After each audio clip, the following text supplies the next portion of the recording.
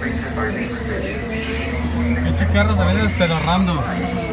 Once aboard the safari transport, please remain seated with your hands, arms, feet and legs inside, and remember to watch your children. Your transport will be arriving soon. Well, we're heading into the Little Ituri Forest. Here, a lot of animals depend on natural camouflage for protection. And we'll try to find them, of course. Now, coming up on the left side, there's a saddle-billed stork up ahead. They get their name because they have a yellow saddle-shaped crest on their bill. If you look directly to the right, there's a couple of okapi there. Now, the white stripes on their legs make them look a lot like zebras, but they are related to giraffes. And on the left, that beige-colored animal standing there is a greater kudu. She's a female, and we know that because she doesn't have any horns. Only the male kudus have horns. There's some more up ahead. Look back into the bushes on our right side, inside the bushes. Those are bongos. Here's one out of the bushes on the left, laying down. Now, bongos are known as a ghost of the forest. Even with that bright coloring, once they get into the bushes, like we just saw, they do blend in very, very well. So if you get a look at the face and head on the okapi back to the right, you might see that family resemblance with the giraffe.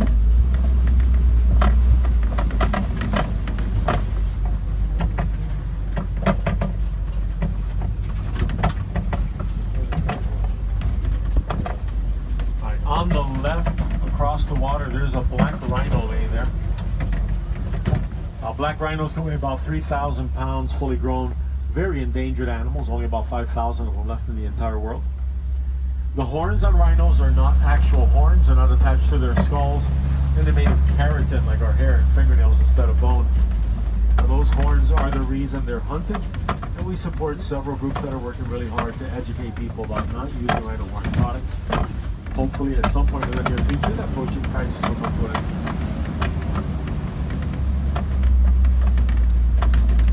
Now, if you are taking pictures, keep the cameras and cell phones handy. You never know when the animals are going to pop up.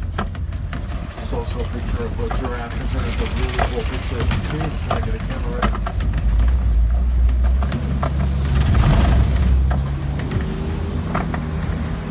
We're entering the Salfi River area, and we're going to be looking for hippos. The hippopotamus is one of the largest, and they are one of the most dangerous animals in Africa. Full-grown males can weigh around 5,000 pounds. Spend most of their time in the water. They can hold their breath underwater for about 5 to 8 minutes, depending on their activity level. And we're going to look down in the water, so we might find one. We're looking for ripples or bubbles, maybe. They are very territorial animals. That drives a lot of their aggression. If you look on the left side, there's a hippo right there behind the island.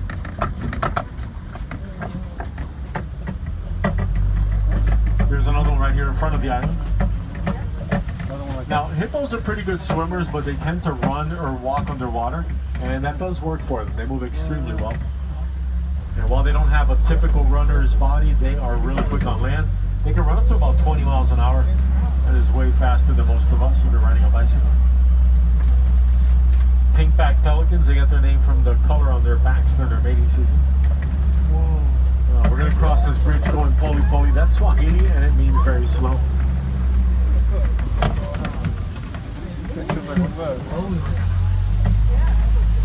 Nile crocodiles on the left.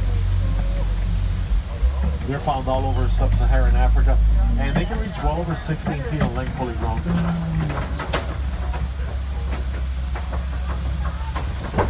In the wild, they live around 40 years. In captivity, about twice that long.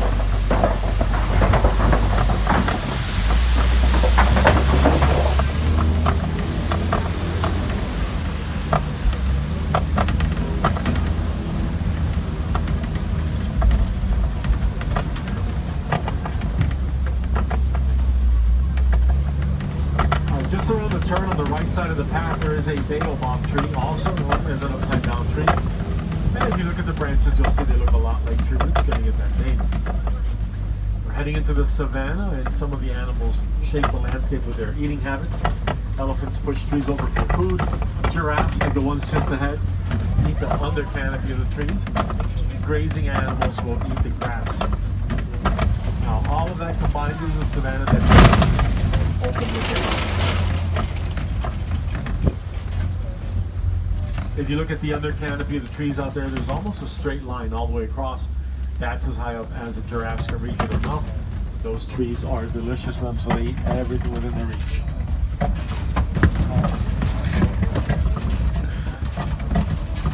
They have good shots. Now, the little tiny guys right here on the right side are called springbok. They get that name because when they're alarmed, they start jumping or springing. They are the smallest antelope on the reserve.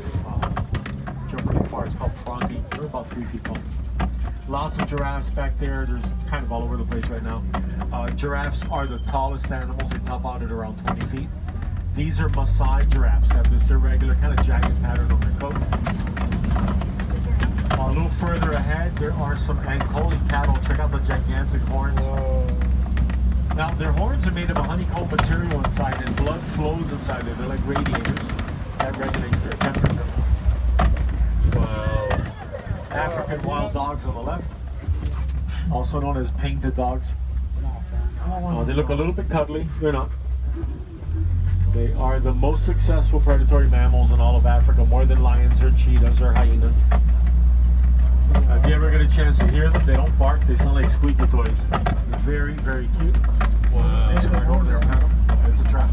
Do it.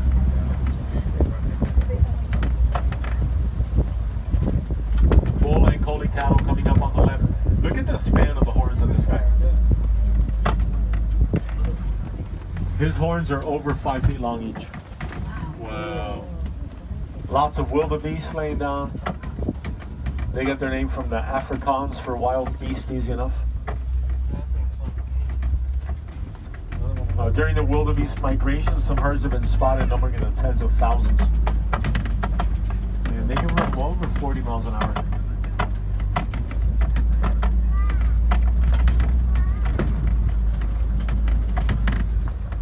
Termite mounds all around. When they wear it down like the one on the right, animals like the dogs or antelope climb up, and it gives them a great view of the savannah. And we have a great view of these giraffes walking away here.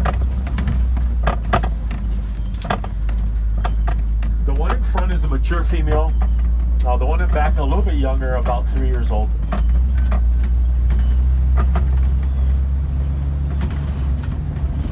Giraffes have one of the largest hearts of any land animal.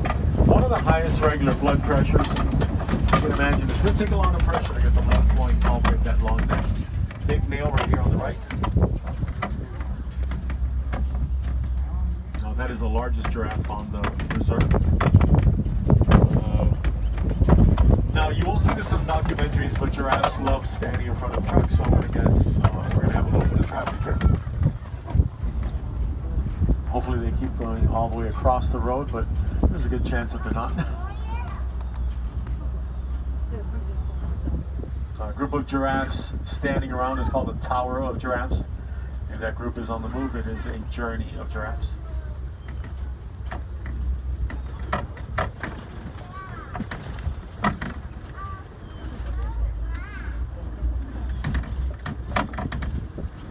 Alright, let's see. We're going to try to squeeze by here. I think this other one is going to block us. Let's see. Yeah. Now watch, let's see if she tries to eat that too. It's not the easiest thing for them to do to reach something on the ground like that. Alright, as we make the turn, right in front of us right now, there are 2 baby giraffes laying down. Now they're both females and they're both right around 9 months old. The one on the right is, I think, about a week older. And I think there might be a giraffe blocking that truck ahead of us as well. That's a monkey. It looks like they moved. Ugly one.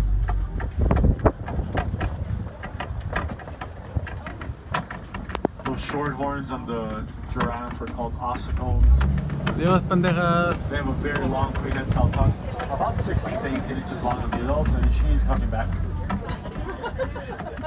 Well, maybe not. Let's see. Alright, we're going to try and squeeze by. Let's see if this works out. No, it's not going to. Maybe? Maybe not. There you go.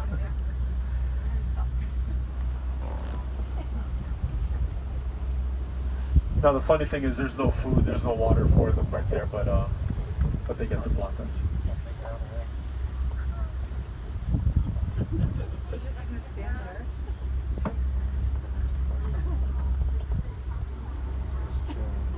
Quítate. Did you see the one with the black dots over there? Yeah. You see the one with the black dots over there? So giraffes, kind of a cool thing. The ones in front of us, these two right in front of us, are full grown. In the wild, they actually don't have any predators as long as they are standing up with their heads held high. Now, if they lay down to sleep or if they bring their head down and drink water, that makes them vulnerable. The cool thing is they don't really have to do that very often.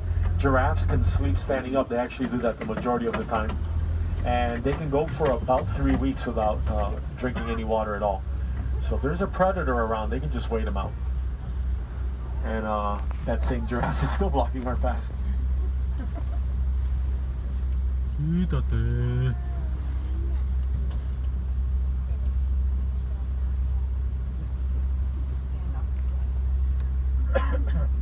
They have a lot of adaptations that help them out. Now, if you notice the shape of their head, it's very pointy and long. If you look at the bushes up here on both sides of the path, actually, you'll notice there's going to be these big thorns in there.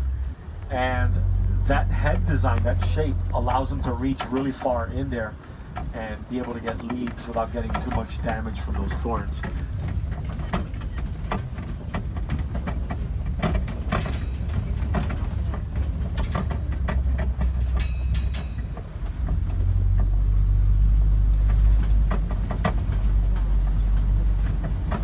If you look at any of these bushes on the left, you'll see how big the thorns are in there. Dios, pendeja.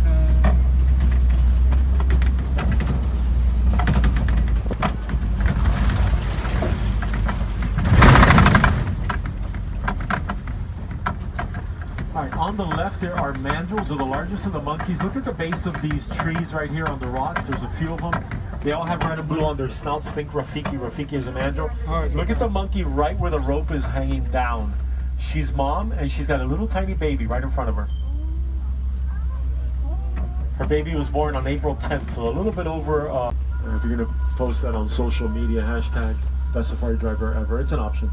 I'm not even going to remind you that my name is Lewis, because that's tacky. All good.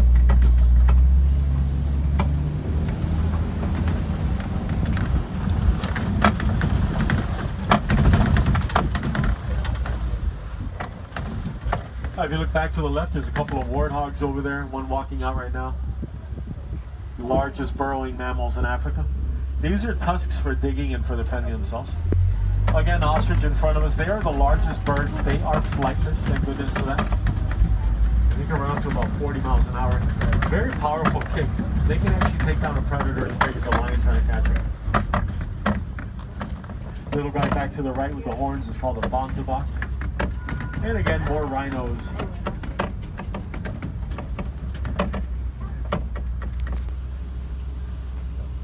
And it seems like she doesn't really care that much. Watch the ears kind of pivoting around. That's how they keep track of what's going on around them. And I'm going to get a little bit closer and see. I don't want to do it too much because, again, she's got the baby back there.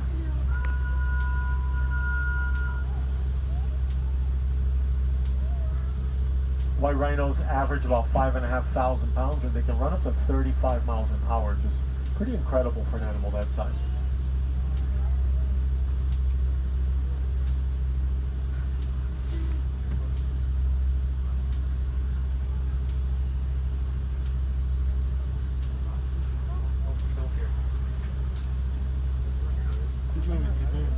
Males reach maturity, they have to leave the herd because they get really aggressive and unpredictable. It's just not really safe for them to be around at that point. Alright, we're gonna cross another bridge, gonna go poly-poly once again. As you see, the bridge doesn't look great. It doesn't really feel that good either, but it does hold up just fine most of the time.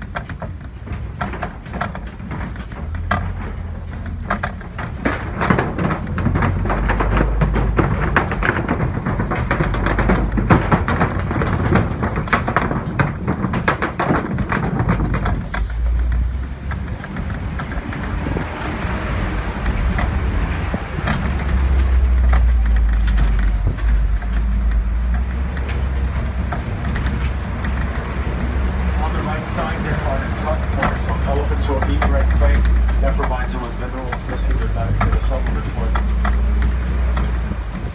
Researchers here at Harambe Wildlife Reserve found that elephants are really afraid of bees, so they developed beehive